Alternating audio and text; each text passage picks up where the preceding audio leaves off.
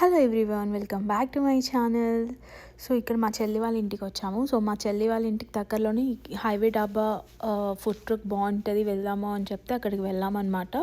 So ఇక్కడికి వెళ్ళగానే మంచిగా అనిపించింది. ఇది హైవేకి పక్కనే ఉంటుంది అనమాట. సో సిట్టింగ్ ఏరియా అంతా చాలా బాగుంది అండ్ పార్కింగ్ కూడా చాలా ఉంది. సో ఇక్కడికి వెళ్ళి ఇంకా ఫుడ్ ఆర్డర్ చేసాము.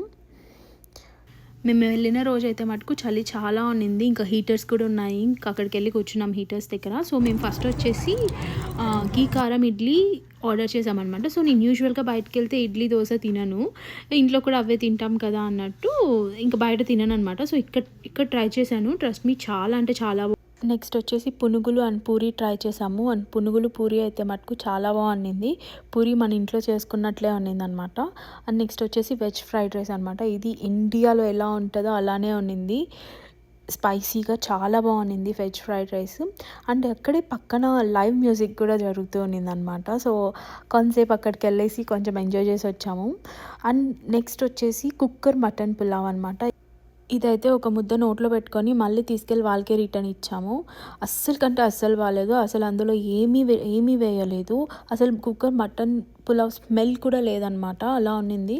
సో నా ఎక్స్పీరియన్స్ అయితే ఇది హైవే డాబా దగ్గర. సో మీకు ఎలా అనిపించిందో, మీరు ఎవరైనా విజిట్ చేస్తుంటే మీకు ఎలా అనిపించిందో కమెంట్ చేయండి. సో మీకు ఈ వీడియో నచ్చింటే please do like, share and subscribe to my channel. Thanks for watching. Bye.